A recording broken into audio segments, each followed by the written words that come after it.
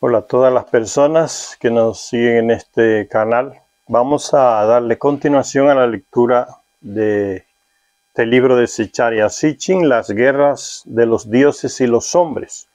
La última parte hablábamos del conocimiento que los Anunnaki le dieron a los terrestres después del diluvio para que se desarrollara la agricultura, la ganadería, y así pudieran sobrevivir todos. Pero los Anunnaki pensaban especialmente en ellos, porque habían caído en una dependencia extrema de los terrestres que le hacían todo. Entonces, si faltaban los terrestres, como era el plan de Enlil con el diluvio, no comunicarles que llegaba esa gran ola grande para que pereciera la humanidad. Pero sobrevivió una parte de la humanidad, no solamente ahí en Medio Oriente, como dice la Biblia, en el Arca de Noé, sino que también en otros continentes, en América, en los Andes, sobrevivieron terrestres. Eso lo atestigua el mismo Ninurta, que fue allá, que era su región, donde gobernaba también Ninurta, en los Andes, que tenía una inmensa residencia ahí en lo que hoy es el Tiwanaku de Bolivia.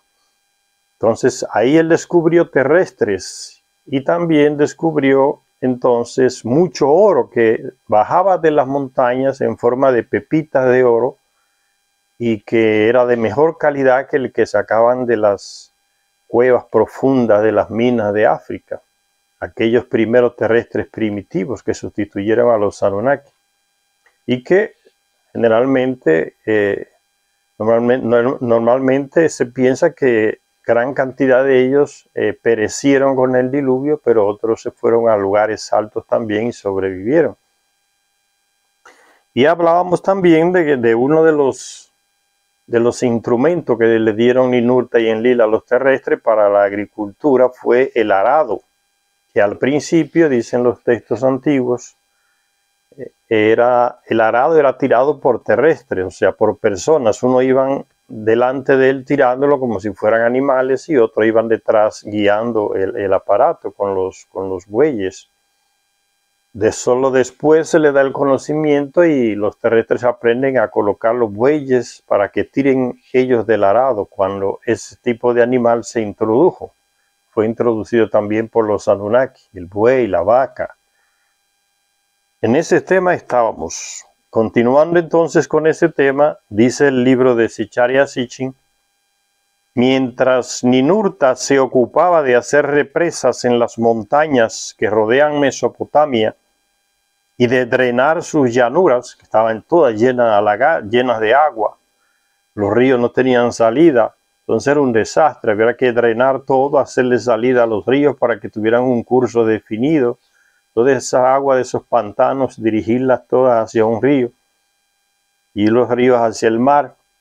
Todo eso en Mesopotamia. Ese trabajo inmenso lo hizo Ninurta. Dice: mientras Ninurta se ocupaba de hacer represas en las montañas que rodean Mesopotamia y de drenar sus llanuras, Enki volvió a África para evaluar los daños que el diluvio había causado allí. Recuérdense que Enki se le había asignado esa región del África para que se encargara de la extracción de oro para ser enviado a Nibiru.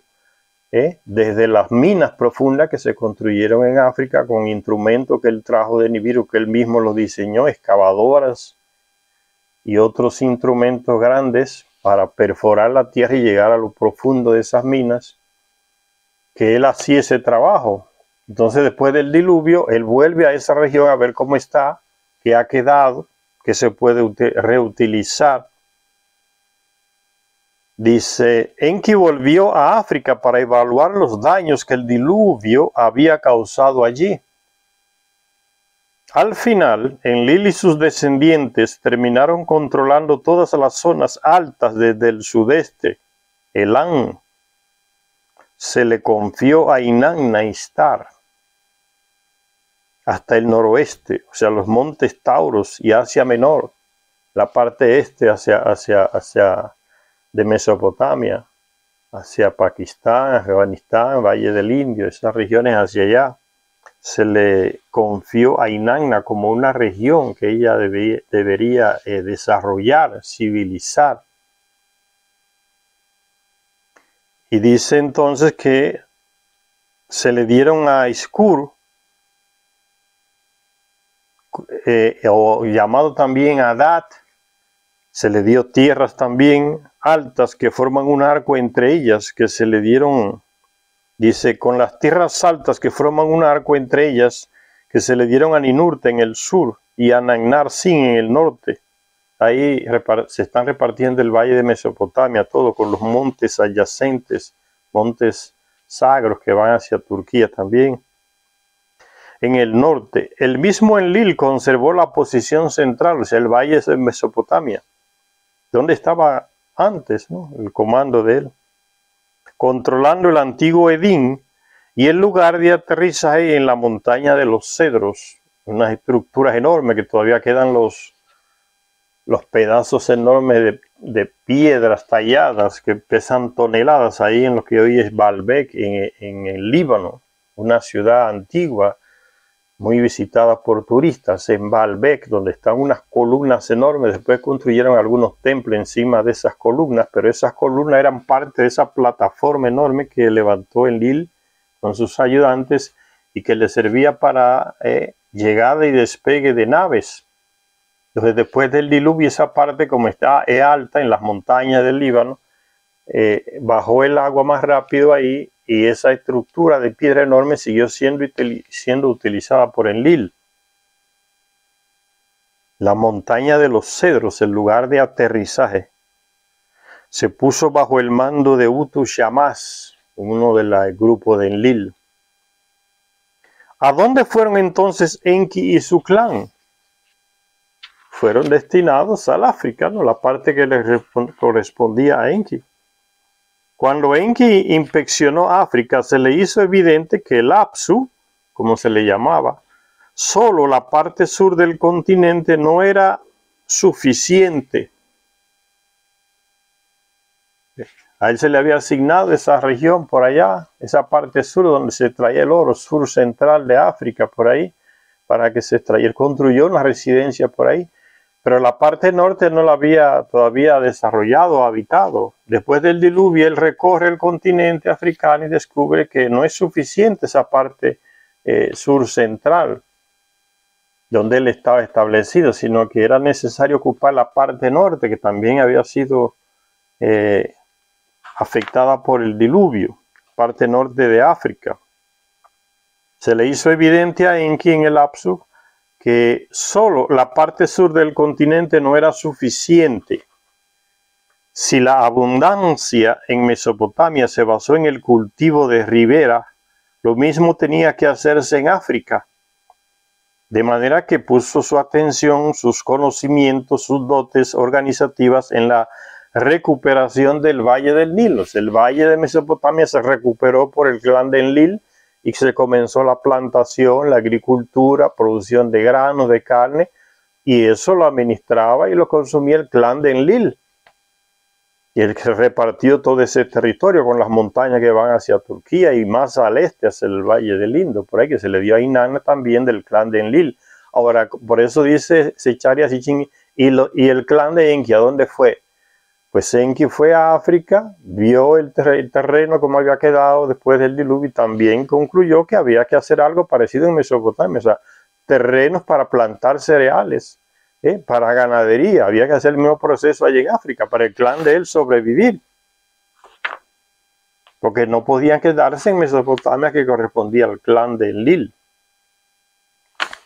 Apenas una ciudad tenía Enki en esa región de Mesopotamia, en el territorio de Enlil, que era la primera ciudad que se fundó, Eridu, que cuando vino Anu, el padre de los dos, de Enlil y Enki, desde Nibiru, y destituyó a Enki del comando, como consuelo le dejó como propiedad para siempre esa ciudad de Eridu, porque fue él que llegó ahí, la fundó, la primera ciudad. Entonces el único territorio que tiene Enki en Mesopotamia es la ciudad que él fundó, que fue la primera, que se llamó Eridu.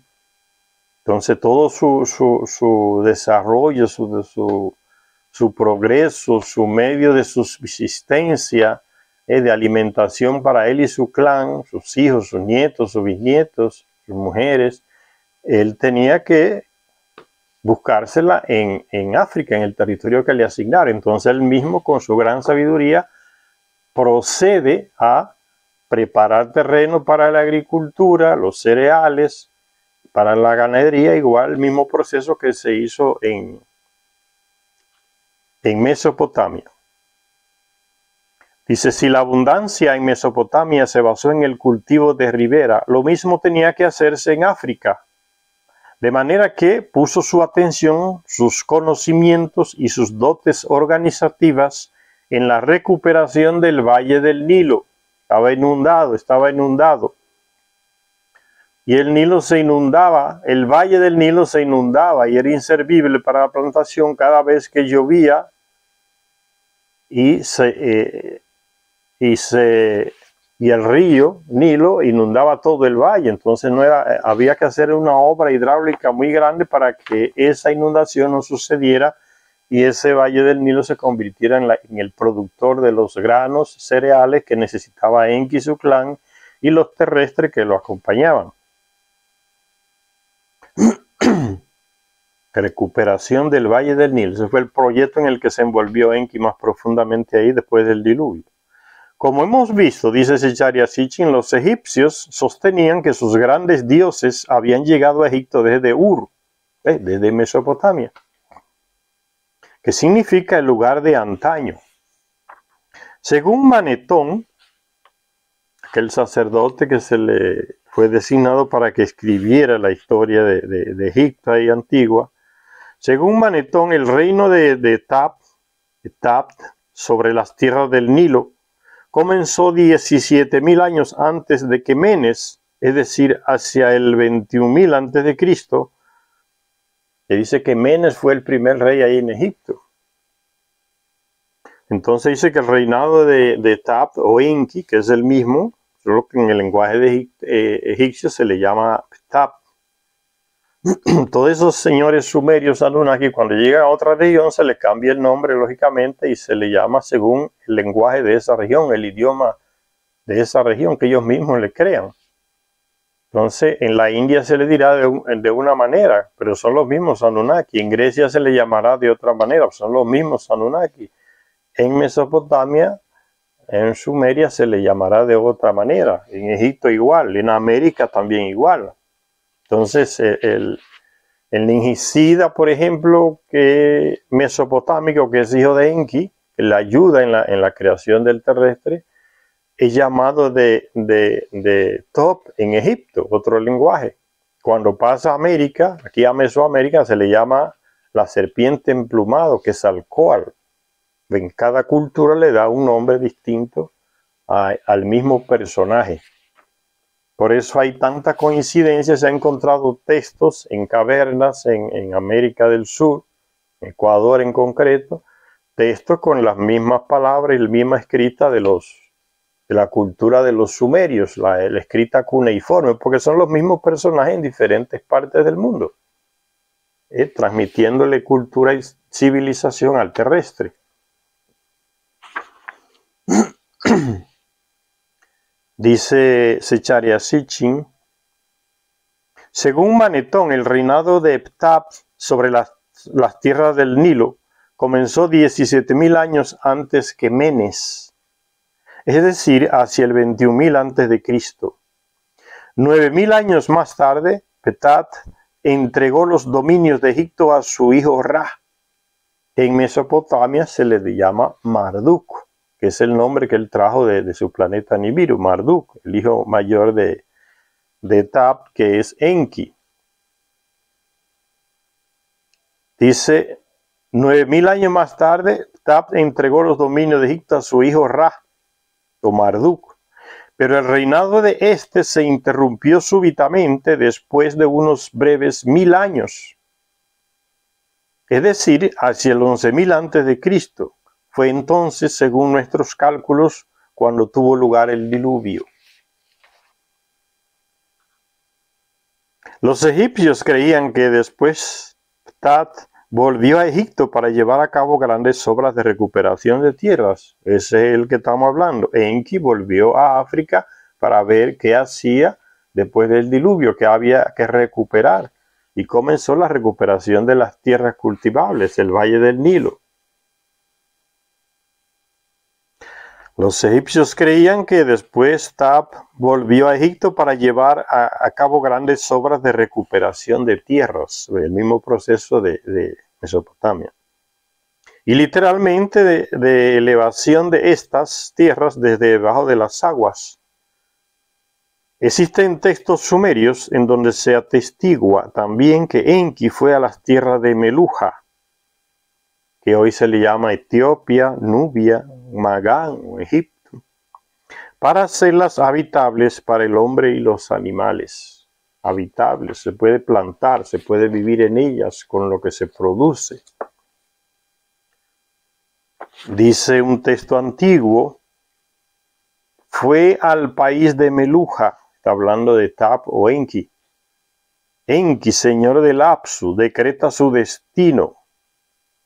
O sea, ¿para qué va a ser utilizada esas tierras? ¿Para qué van a ser utilizadas? Decretó su destino, eso significa.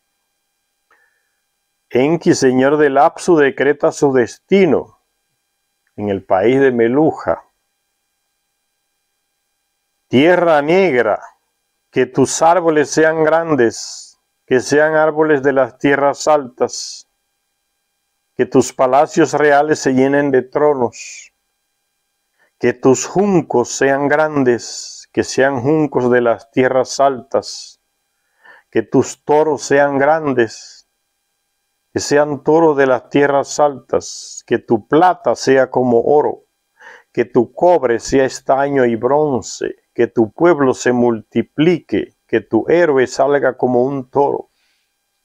Como Enki decretando, diciendo lo que debe de suceder en todo ese territorio, lo que hoy es Egipto. Las crónicas sumerias, y eso es un proceso de miles de años, eso que él está hablando, ¿no? Las crónicas sumerias que relacionan a Enki con las tierras africanas del Nilo resultan importantes por dos razones. Porque corroboran los relatos egipcios con relatos mesopotámicos. Y porque los dioses de Egipto, pues creemos que Ptah no era otro que Enki. Se lo está diciendo Zecharia Sitchin, un gran investigador, escritor de estos libros. Tras hacer habitables de nuevo las tierras, Enki dividió el continente africano entre sus hijos.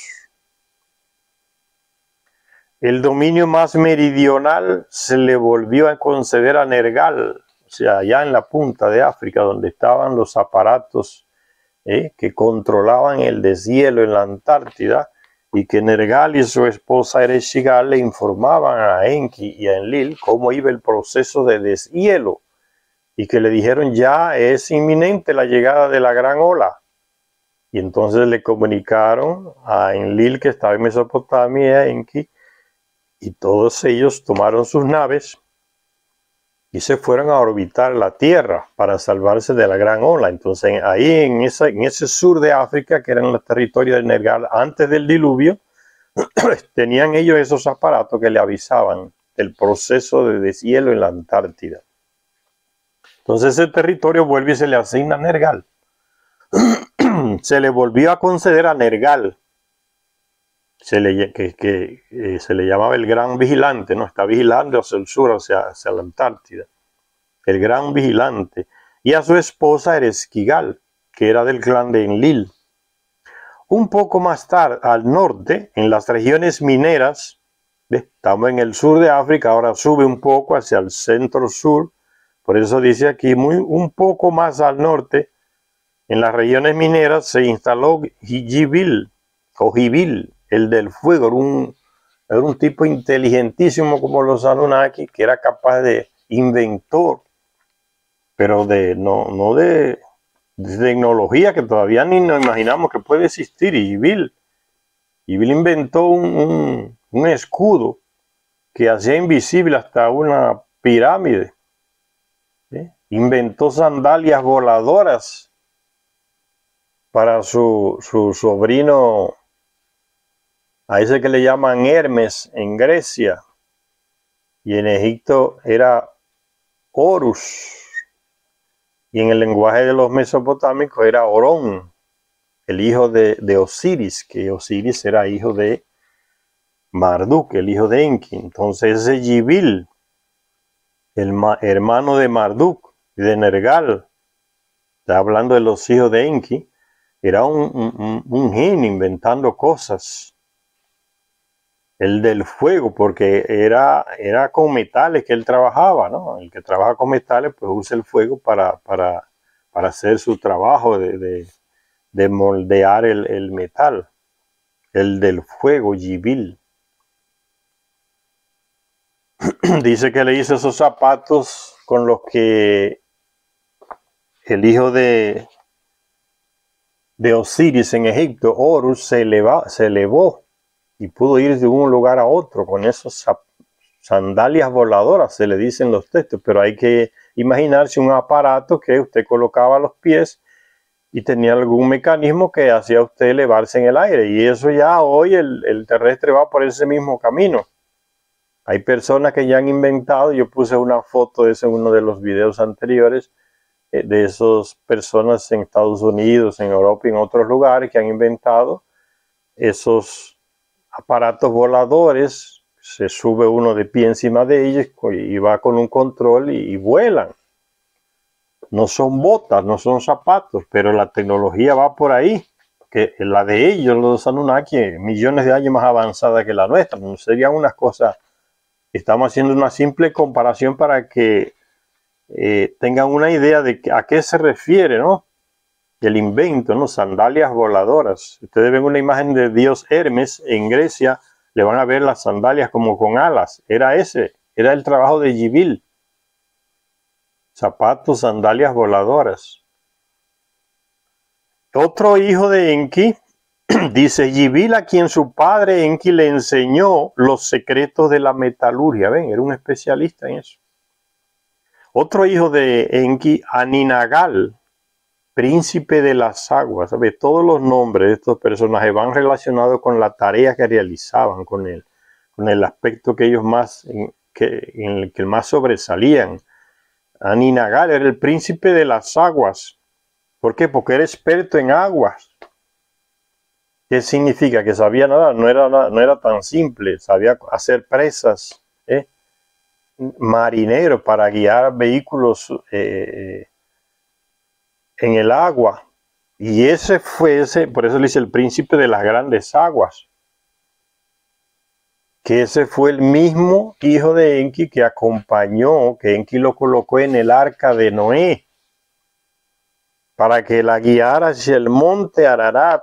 El diluvio, no es que el diluvio llevó el arca de Noé por acaso así y la dejó allá encallada en el monte Ararat. No es que el Enki ya le había indicado a ese hijo, a Ninagal, experto en aguas, para que dirigiera esa nave. Esa nave submarino, diríamos hoy, un submarino, una especie de submarino, no era aquel barco abierto, para que la dirigieras hacia el monte Ararat, porque era el monte más alto de esa región y Enki sabía que era la parte que iba a estar más seca, apta para ellos descender cuando terminara esa órbita que ellos hacían del planeta en sus naves, esperando que bajaran las aguas. Enki ya sabía que esa era la parte más alta en toda esa región ahí, los montes Ararat, que son dos picos gemelos.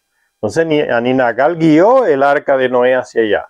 Ese fue el piloto que designó, que era medio hermano de Noé, porque Noé también era hijo de Enki, con una terrestre. Ya le hablé sobre ese cuerno que le pegó la mamá de Noé al esposo de ella, que era un capataz de los Anunnaki, y Enki lo mandó a un lugar lejos para relacionarse sexualmente con la mujer, y nació Noé, que se le llama Siusudra o Unapistín en los textos babilónicos, es el mismo personaje. Entonces ese acompañante de Noé que guiaba el arca es este aquí, Ninagal. Por eso se le dice príncipe de las grandes aguas, un experto en aguas, marinero, constructor de obras hidráulicas también. Todo ese conocimiento se le enseñaba a Enki, a sus hijos. A Ninagal se le dio, como su nombre indica, la región de los grandes lagos y las fuentes del Nilo. Región de los grandes lagos, ahí en el centro sur de África, es donde están los grandes lagos de África, grandes ríos que nacen. Toda esa región y ahí la administraba él, experto en aguas, Ninagal. La región de los grandes lagos y las fuentes del Nilo, ahí nace el Nilo por esa región de los grandes lagos. Lago Victoria y otros lagos por ahí en el centro de África, nace el Nilo. Todo eso lo administraba ese experto en aguas, Ninagal. O sea, eso me recuerda hoy los disparates que se hacen hoy, señores. Uno ve estos gobiernos que están... Estoy relacionando lo que dice el libro de miles de años con lo que está pasando hoy, que es necesario.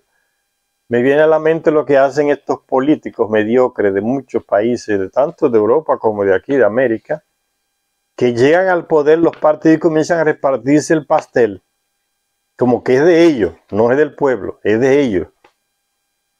Y uno coloca a ti te voy a dar la Secretaría de Agricultura, pero porque el tipo ya dio un monte de dinero para que le dieran ese cargo, ¿no? Es una lucha el que compre, comprando cargos. Ganamos, entonces nos repartimos. Ah, no, que ese cargo es mío porque yo pagué tanto.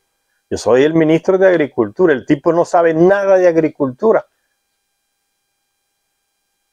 A lo mejor ingeniero en alguna cosa por ahí, pero le dan el Ministerio de Agricultura porque es del partido y él se ganó eso, lo compró. O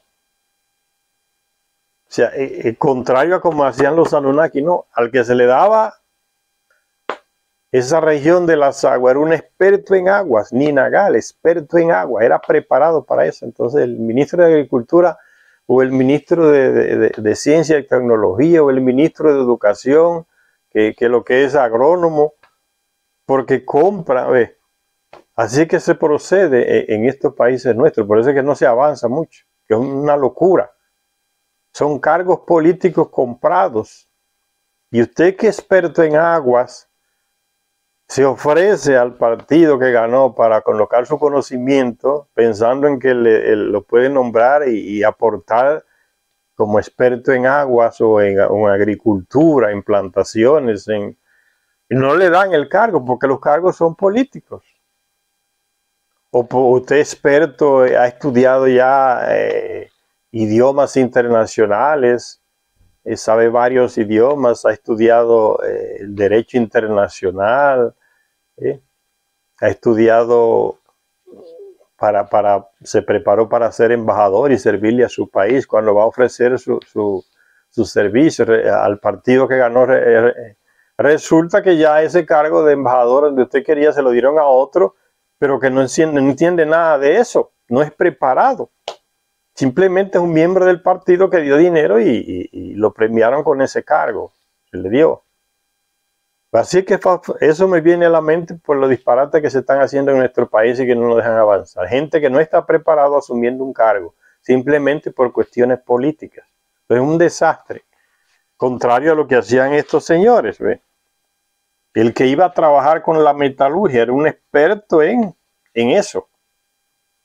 El que iba a trabajar con las aguas, las represas, los ríos, organizar todo eso, era experto en eso, en agua. Ninagal, príncipe de las grandes aguas. Nergal, el vigilante, sabía de eso, por eso le entregaron los aparatos en el sur de África, para que vigilara.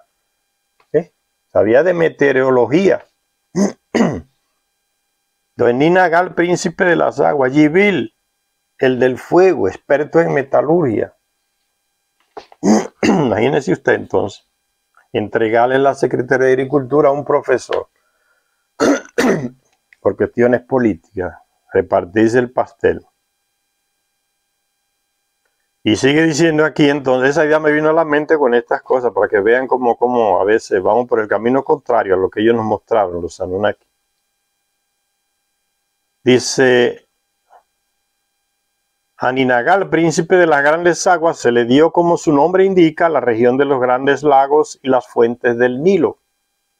Aún más al norte, en los pastos mesetarios, ya vamos caminando hacia Egipto, más al norte, estamos en el centro sur, ahora vamos más hacia el norte, hacia el Mediterráneo. Aún más al norte, en los pastos mesetarios, mesetas, que eran óptimas para el pasto de los animales, o sea, la cría de animales. Aún más al norte, en los pastos mesetarios del Sudán, lo que hoy es Sudán, las mesetas donde se puede criar animales, reinó el hijo menor de Enki, Dumuzi. ¿Y de qué se encargaba ese? Ese era un experto en la crianza de animales, por eso era pastor. Se le entregó esa región ahí de la meseta donde se podía pastorear, criar animales, reproducir esa carne que los Anunnaki necesitaban para alimentarse, proveer a todo el clan de Enki de carne con la crianza de animales. Ese hombre era experto, Dumuzi, que era el hijo menor de Enki. Por eso dice, hijo que es vida. O sea, el tipo hacía reproducir los rebaños con su sabiduría, con su tecnología. Dumuzi, el hijo que es vida, cuyo apodo era el apacentador, o sea, el que apacenta los rebaños. Ven, a cada uno se le asigna según su capacidad y su preparación, no como nosotros, ¿no? Entre los expertos se discute aún la identidad de otro de los hijos de Enki. Y aquí está hablando de los hijos de Enki con mujeres Anunnaki, no con terrestres. Porque tuvo un monte de hijos con mujeres terrestres. Igual hicieron algunos hijos de él y otros descendientes tuvieron hijos con mujeres terrestres. En un tiempo no se les comunicaba a la mujer que quedaba embarazada de ellos, no podía decir que era hijo de uno de ellos. Tenía que guardar el secreto hasta su muerte. Entonces el marido tenía que aceptar el cuerno, porque esos personajes, los Anunnaki, eran temidos por los terrestres. Hacían y deshacían y no había terrestre que le pusiera el frente. O sea, no se atrevían a desafiar el poder de estos señores. Le llamaban señores, le llamaban dioses, le llamaban los eternos, le llamaban cantidad de nombres. Nombres que en el fondo, con esos nombres, el terrestre implícitamente reconocía que eran más que los terrestres, más poderosos. Entonces estos señores hacían y deshacían con los terrestres y nadie le ponía el frente. Apenas otro Anunnaki podía enfrentarlo, pero el terrestre ni se le pasaba por la cabeza enfrentar a esta gente. Dice, entre los expertos se discute aún la identidad de otro de los hijos de Enki. Ofreceremos más adelante nuestra propia versión, dice Zecharia Sitchin. Pero no hay duda de que el sexto hijo, en realidad el primogénito de Enki y su heredero legal, que nació en Nibiru, no aquí, fue Marduk, hijo del montículo puro. El montículo puro, el trono de Nibiru. Marduk nació en Nibiru y como hijo de Enki es heredero al trono de Nibiru, es un príncipe en Nibiru. Pero no es cualquier Anunnaki, Marduk. Vino aquí a la tierra con su padre. Hijo del montículo puro, se está refiriendo al reino, al planeta, al poder que tiene Anu en Nibiru, el rey. Heredar ese trono, el trono es el montículo puro.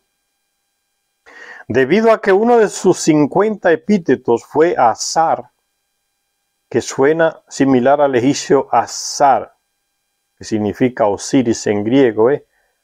Azar fue uno de los epítetos de Marduk, que parece mucho con el nombre del dios egipcio, que era hijo de él, llamado Azar con doble S, que significa Osiris en griego. Azar. Entonces era el mismo Osiris que fue asesinado por su hermano Set para arrebatarle el territorio.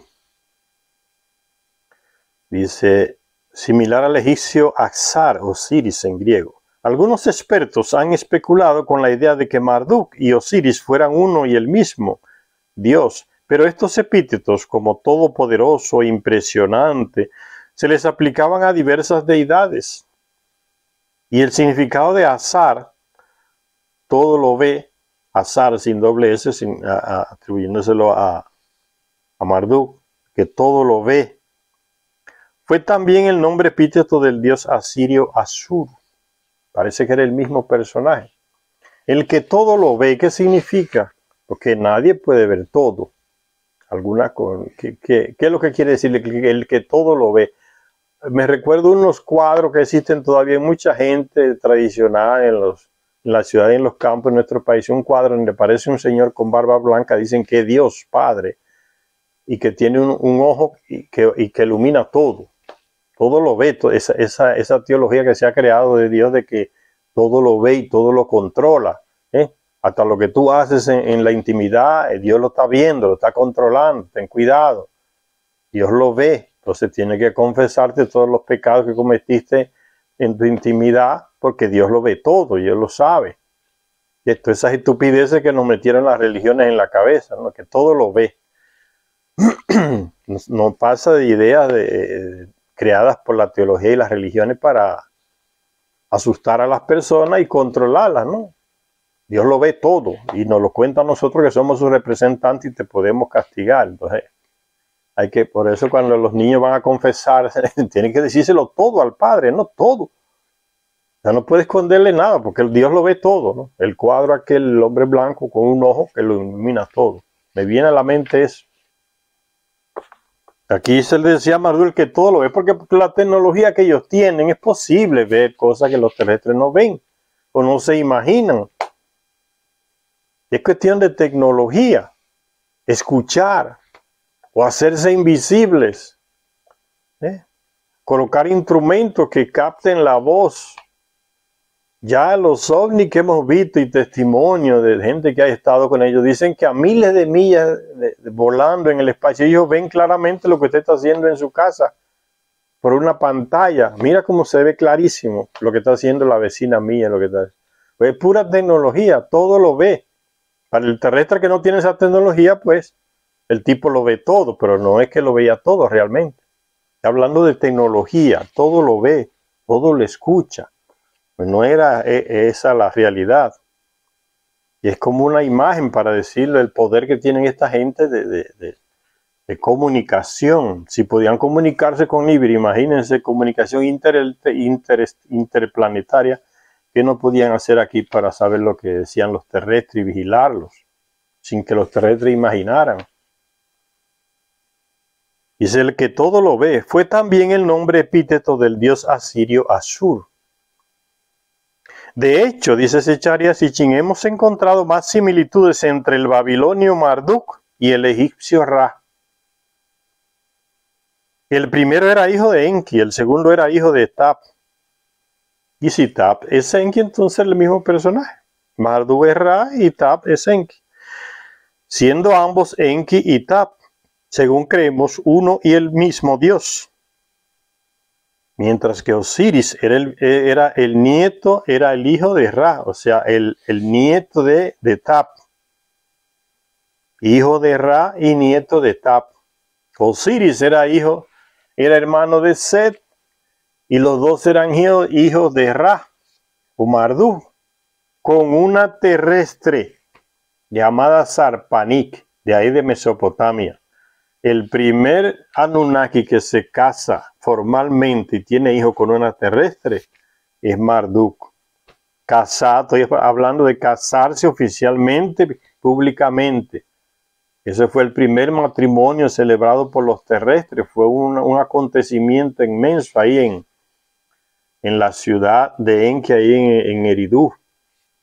Y dice que fueron cientos y cientos de terrestres a ver ese acontecimiento. Una de nosotras casarse con un príncipe de ellos, no con cualquiera de ellos, con uno de los príncipes herederos del trono de aquel planeta, Marduk. Una decisión de Marduk que espantó a Enki cuando él le dijo que se iba a casar con una terrestre que ya él había visto, hija de uno de sus amigos terrestres, Sarpanit. Entonces con ella parece que tuvo 3 hijos, Osiris, Set y otro llamado Nabu.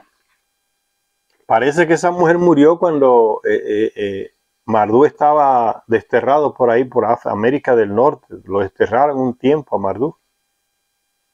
Y se encontró con con Anu, su abuelo, que vino de Nibiru a una visita, estando allá inspeccionando las venas de oro que habían encontrado, las miles de millones pepitas de oro ahí en el Tiwanaku, en las montañas de los Andes que bajaban por los ríos. Él fue allá y allá le pidió a Enki a Enlil que le trajeran a Marduk, que estaba desterrado. Y Marduk llegó ahí y le preguntó: ¿dónde está Sarpanit, tu mujer? Porque solo llegó con uno de sus hijos. Y Marduk le dijo: no, ya murió. Entonces ya murió en el destierro donde él estaba por ahí. Parece que era por América del Norte y esos lados para allá encima, que estaba desterrado por ahí, parece.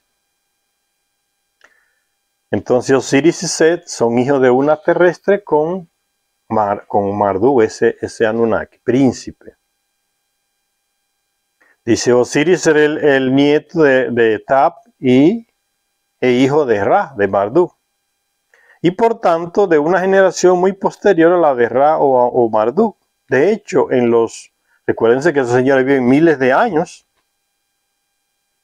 Y por tanto de una generación muy posterior a la de Ra o Marduk. De hecho, en los textos sumerios se han encontrado evidencias dispersas, pero insistentes, que apoyan la idea de que el dios al que los egipcios llamaban en su lenguaje Ra, y el dios al que los mesopotámicos llamaban en su lengua Marduk, era una misma persona. Un mismo dios, como ellos le engañaron al terrestre que le llamaran dioses. Así, un himno autolaudatorio a Marduk en una tablilla llamada Ashur y numerada con el número 4125, ¿ves? Como Secharia Hichindá, la fuente de lo que escribe, no inventa disparate. Te está dando la fuente aquí, ¿dónde está? Esa tiene que estar en algún museo de Londres, por ahí, o de Alemania, o de Francia. Los europeos y los norteamericanos, estadounidenses, robándose arqueología de los otros países. Por eso están en esos museos. Dicen: esa tablilla, nombrada y numerada, declara que uno de sus epítetos era el dios Inkur, Garra. Ra, que significa Ra, quien junto al país montañoso habita. Eso es el mismo Marduk hablando de él en una tablilla. Uno de sus epítetos, o sea, una de las maneras como se le llamaba, era el dios Inkur-Gar-Ra, que significa Ra, quien junto al país montañoso habita. Además, existen evidencias textuales de que los sumerios eran conscientes de que el nombre egipcio de la deidad era Ra. Hubo sumerios cuyos nombres personales incluían el nombre divino de Ra. Y en tablillas del tiempo de la tercera dinastía de Ur se menciona, ¿ve?, los terrestres de una categoría alta, como reyes, sumos sacerdotes, que eran los administradores de la residencia del Anunnaki, seleccionados como una clase aparte entre los terrestres, y se le daba cierta formación y ciertos conocimientos. Y ahí vinieron las clases altas, ¿no? Tenemos hoy, diferente al populacho. De esa clase sacaban los Anunnaki a veces reyes, esposas, mujeres para tener hijos. Se relacionaba con esa clase más preparada, más a todos los niveles.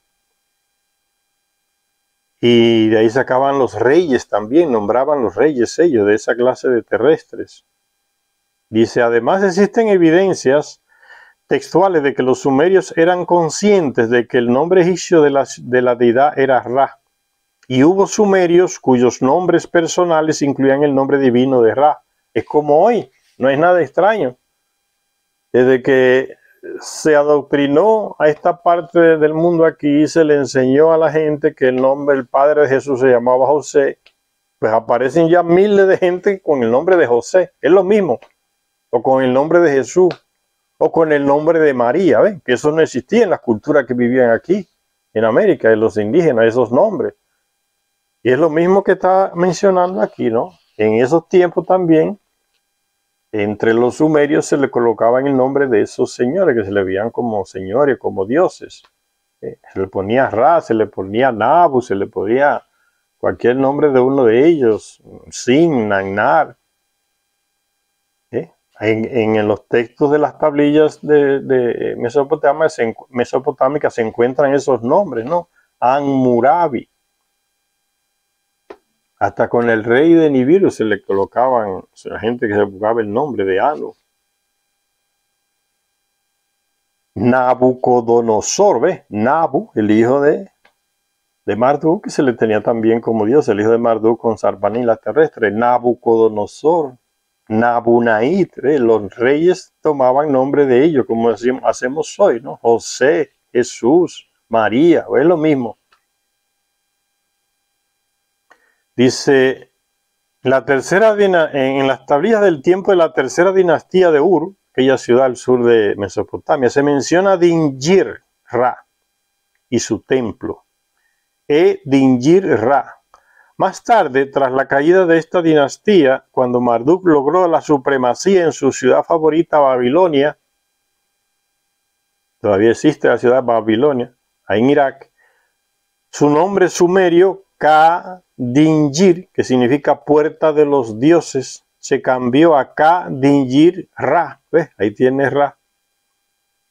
Puerta de los dioses de Ra, porque él se hizo el comandante de los otros dioses, ¿no?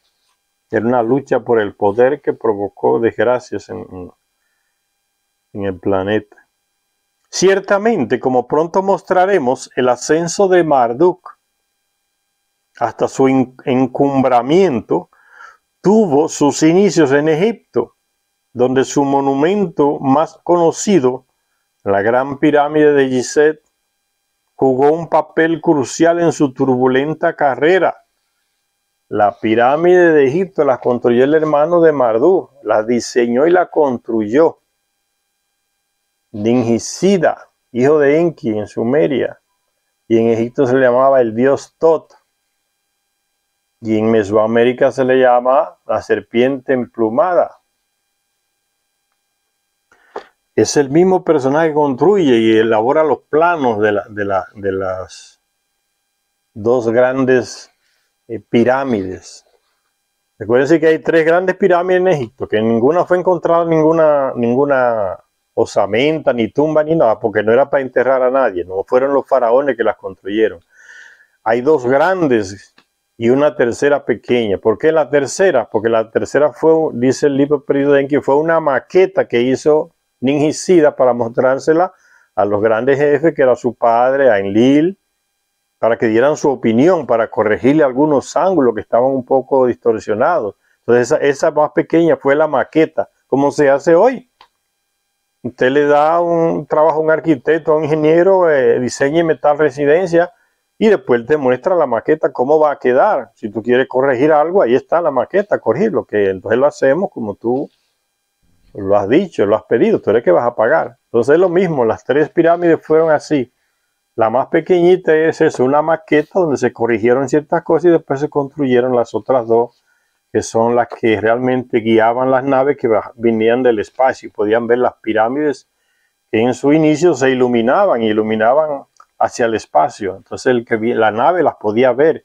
Son como balizas, del que viene hacia arriba, va descendiendo y ve la luz de las pirámides o como unos montes y se guía por esas balizas.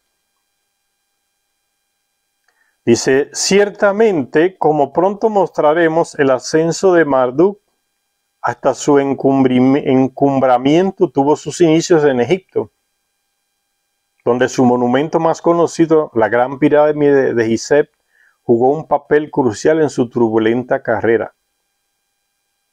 Está hablando de las pirámides de Gizeh, en ese valle de Gizeh, ahí en Egipto están. Pero también ahora me viene a la mente otro detalle que está ahí en Gizeh junto con las pirámides, la efigie, o la efigie, mejor dicho, la efigie, con cuerpo humano y cabeza humana y cuerpo de león. esa cabeza al principio fue la de Ningisida, la cabeza de la efigie ahí en Egipto, al lado de las pirámides. Y se le levantó como agradecimiento por él haber construido esa gran obra para los Anunnaki. Pero en esa época Marduk estaba desterrado de Egipto, había salido de Egipto, mejor dicho. Cuando él regresa, le dice a Ningisida que él tiene que irse de ahí, no puede seguir comandando, porque esa es su región que le dio Enki cuando se casó a Marduk, como regalo de boda. Y Ningisida tiene que irse a Mesoamérica y se convierte allá en la serpiente emplumada, ese dios. Y Marduk entonces le quita la imagen de él que estaba en la esfinge y coloca la imagen de ¿quién? De Osiris, su hijo fallecido, muerto por su otro hermano Set. Esa cara de la efigie de Egipto es la cara de ese Osiris que fue muerto por su hermano Set, porque Marduk le quitó la otra cara que había y dice, no, aquí va la cara de mi hijo difunto Osiris. Entonces esa es la cara de Osiris, la que está ahí en la efigie de hoy.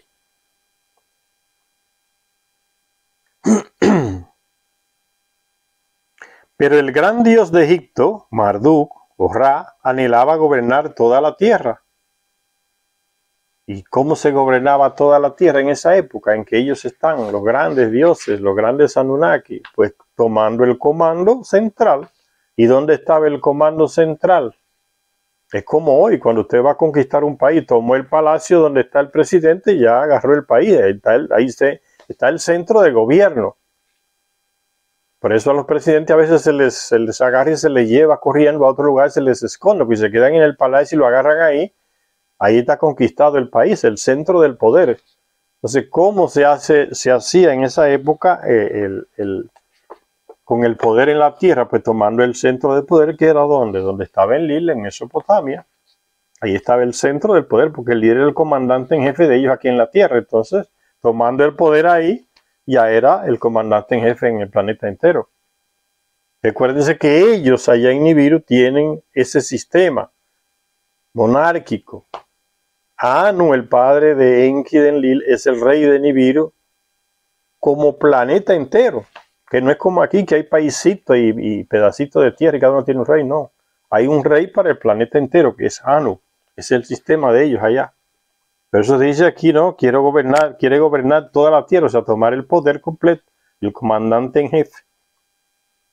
Por eso él se asienta allá en el territorio de Enlil, en Mesopotamia, cerca donde está la ciudad de Enlil, y construye, a pesar de Enlil, construye ahí la ciudad de Babilonia, Babil.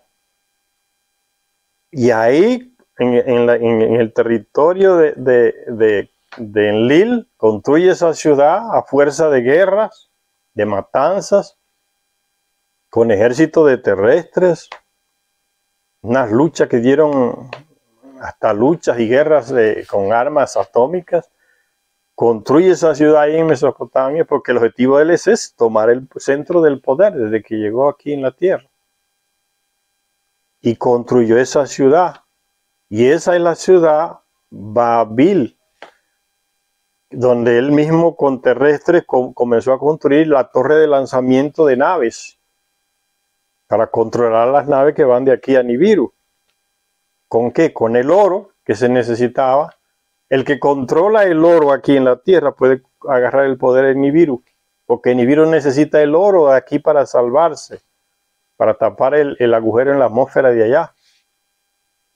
Entonces, tomando el control ahí en Mesopotamia, en la torre de lanzamiento, el control de las naves que llegan y vienen, puede reclamar a Nibiru, mira, o me devuelves el trono allá o no va a llegar el oro de aquí, se va a destruir el planeta allá. O sea, es una geopolítica profunda. El plan de Marduk ahí en Mesopotamia.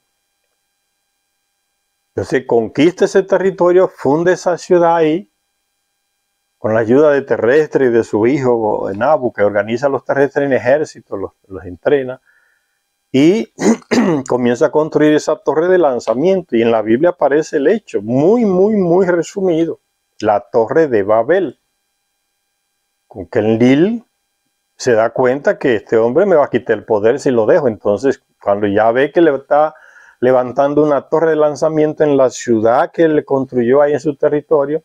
Él se junta con sus hijos ahí en Mesopotamia y dice, no, esto hay que acabarlo, porque si no, los que consigan y los terrestres ya, ¿qué no van a conseguir? Y le manda bombas a la torre de Babel y la destruye.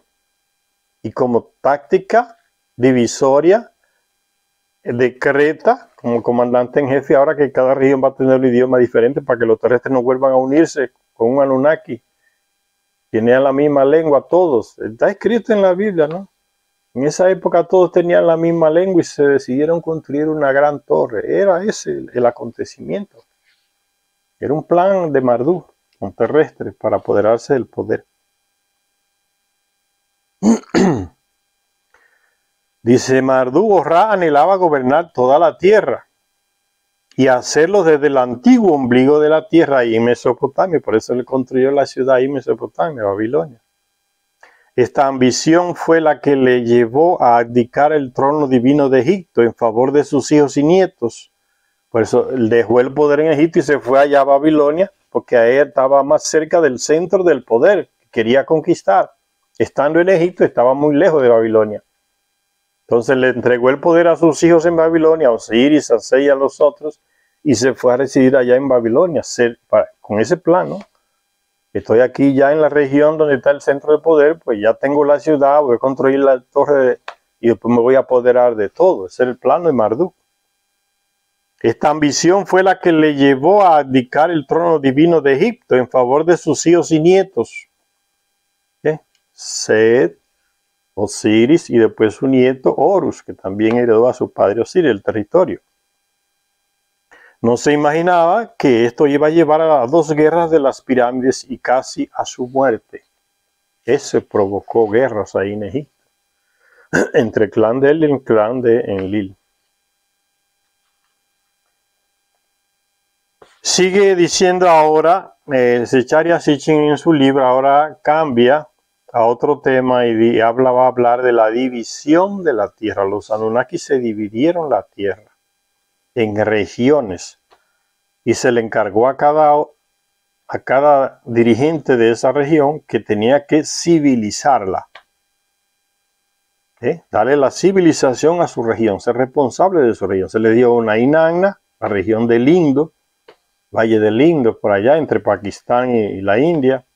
Pero esa región se le dio a ella, la 4ª región, la 3ª región. Se formó la primera que hay en Mesopotamia, donde está Enlil gobernando y su clan. Una 3ª región se formó ahí en el Sinaí, donde estaban los espaciopuertos y se le dio. Y ahí se creó un problema. ¿Quién va a controlar? En la ida y la venida de las naves. Los 2 clanes la querían, el Enki y Enlil. Entonces, para calmar los ánimos, en lugar de hacer una guerra a ver quién se quedaba con ese territorio ahí, ellos decidieron dárselo, que lo administrara la hermana de los 2, la media hermana de Enki y Enlil. Ninmat, que también era hija de Anu y llegó de Nibir. Entonces se le dio a ella esa región ahí del Sinaí. Y se creó otra región ahí en Egipto, que era el territorio de Enki. Entonces eso dio pie a varias guerras por las regiones. Eso. La división de la tierra, que ya se habla de ese hecho en la Biblia también. Dice Zecharia Sitchin, cuando se dividió la tierra y los hijos de Noé que salieron del arca, está citando el texto bíblico aquí, que salieron del arca fueron Sem, Cam y Jafet. Estos fueron los 3 hijos de Noé, de los cuales se pobló toda la tierra. Eso lo dice la Biblia. Pero no fue así. La Biblia manipula o no coloca el texto completo y eso da pie a muchas manipulaciones, como sean. Es el libro más manipulado casi que existe en el mundo, ese es la Biblia. Porque en los mismos textos uno lee más antiguo. Y hasta en la misma Biblia aparecen las contradicciones, ¿no? Que no solo fue Noé que entró en el arca. Noé y sus hijos con sus esposas y su familia. Que habían gente de las que le ayudaron ahí en Mesopotamia a construir el barco a la orilla del Éufrates, que también aceptaron la invitación de Noé para que fueran con él al barco ese. Y esos personajes le aceptaron con su familia y entraron en el arca con Noé y sus hijos. Entonces de eso no se habla nada. Después del diluvio, esa gente son como excluidos de la narrativa. Y solo se habla de estos 3 hijos de Noé, porque eso es lo que le interesa al escritor, que es del clan de. Entonces, esos personajes tuvieron descendencia y tuvieron hijos e hijas y se expandieron por la tierra también. Esos que Noé convidó a que entraran con él en el arca también, que le habían ayudado en la construcción. Y de eso no se habla nada. Que son ramas de nuestros ascendentes, de lo que no se habla nada. ¿Dónde fueron? ¿Quiénes son? ¿Cuáles son sus descendientes hoy? ¿A qué parte del planeta se fueron esos señores? ¿Qué territorios se le asignaron a esos señores que no eran hijos de Noé? Eso no se trata. Hasta ahora puede ser que se consiguen las cientos, miles de tablillas que están todavía debajo del lodo ahí en Mesopotamia, pero no se ha encontrado hasta ahora qué pasó con la descendencia y con esos personajes. No se habla nada. Apenas en la Biblia se dice que esos 3 hijos crearon una gran descendencia. Los 3 hijos de Noé, pero dejaron a los otros fuera. Y los que se salvaron en América del Sur, tampoco esa narrativa babilónica los trata, porque es tan lejos, ¿no? En América, pues habría que descubrir si en América hay textos ocultos, que parece que sí, lo han estado ocultando, donde con escrita, de la misma escrita de los sumerios, como ya les dije, en Ecuador y otros lugares se han encontrado textos inmensos, no han sido traducidos. La ocultación de las cosas, ¿no? Una clase que se encarga de ocultar esas cosas. Pero la misma letra de los sumerios, la cuneiforme, en cuevas del Ecuador, imagínense, eso es una muestra de lo que hay. Entonces, esa gente tiene su historia también, que es tan antigua como aquella de la Mesopotamia. Entonces la literatura que tenemos y que tienen esos expertos europeos y estadounidenses es la literatura que se ha encontrado en Mesopotamia. Por eso ellos hablan de eso, como que eso es lo primero y que eso es lo único. Y que por aquí no hay nada, pero todo eso es una ideología que hay para esconder las cosas. Aquí había y puede ser más antiguo que allá. Este no es el continente nuevo que vinieron esos blanquitos de Europa civilizada. Esa no es la historia, eso está falsificado. Así como tampoco se habla de los miles y miles de africanos que vivían en Asia y en Europa. Eso es una historia que está ahí silenciada. Reyes de Europa que sus ascendientes son negros. ¿Cuántos años pasaron los moros ocupando ahí la parte de Europa? ¿Y por qué los españoles decían moros? Porque eran africanos, fue de África, eran negros. Ascendientes de reyes de Europa hasta el día de hoy que eran negros y lo han escondido y lo han blanqueado en los retratos los artistas que eran pagos por los reyes para hacer ese trabajo, ¿no? Falsificando la historia. Y los miles de negros que había en lo que hoy es China, esas regiones por ahí que fueron prácticamente exterminados. Pero aparecen fotos todavía de negros con ropa de chinos. Eso es una historia oculta, señores. La historia no es la que nos dan en las escuelas y las universidades, es una porcaría. La historia oculta está ahí y poco a poco va saliendo. Una manipulación inmensa, señores, de una raza blanca que se ha hecho con todo documento. ¿Por qué que se matan tanto para ir a robar documentos en otros países, ¿no? Arqueología, para seguir controlando esa historia falsa de ellos, que los pone como superiores, civilizadores. Fíjense el ejemplo, un ejemplo nada más. En el 2001 se encontró en Irak la tumba del rey Gilgamesh,